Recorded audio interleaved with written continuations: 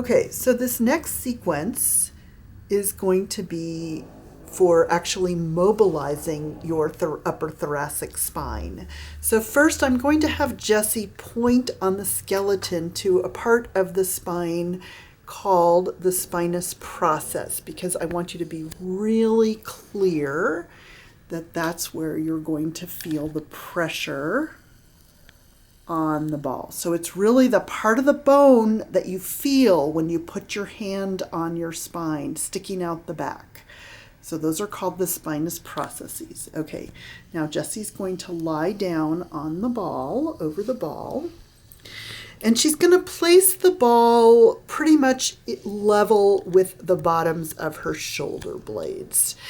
And I'm going to ask her to cradle her head in her hand. So I want at all times, I want her head to be very supported. At no time should she feel like she's straining her neck muscles.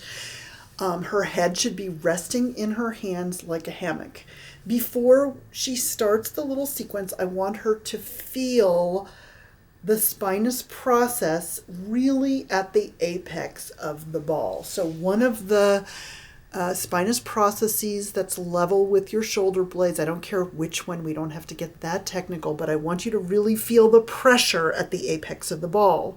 This is a very small movement, so I'm going to have Jessie show you wrong once. She's going to do a big movement. Her ribs are going to lift up. Her head is going to drop back. That's not what we're doing here. What we're going to do here is really focused on one little vertebral level, one vertebra moving on top of the next. It's a mobilization. So it's a very small movement. So she's going to back bend over the ball, really focusing on the one where she feels at the apex of the ball. And she's going to come back. It's not a stretch. So she's going to move in and out of that 3 times. Notice how she's not letting her ribs pop up, because we're really focusing a very small micro movement at that level. Now she's going to move the ball up one vertebra by walking her feet away from the ball. Before she starts the back bend again, I want her to really focus and feel the spinous process that's now at the apex of the ball. Focusing on micro movement around that, she's going to do the same thing. 3 little back bends. Really focusing on micro movement at that level. There are no holds in this. She's moving in and out of it, continuously moving. Maintaining her rib cage heavy so that her ribs are not popping up. After 3, she's going to move up 1 level again. So she's going to, at some point, to feel the weight on the spinous process, she may need to lift her butt up off the ground, still not popping the ribs. And again, same thing. 3 small little back bends at that micro level. No holds. She comes in and out of it, moving fluidly and continuously.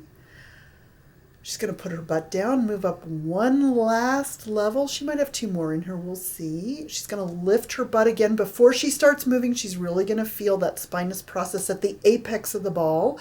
And this time she can really kind of let her head fall back and almost think of looking behind her and then back off.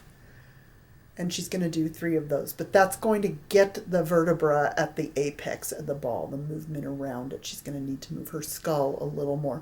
What do you think, Jessie? Do you have 1 more level, or are we pretty much done here? I think I'm done. I'm going to be on my head next. Okay, so we'll call that good for this exercise. Don't forget to assess your thoracic mobility before and after you do this correction.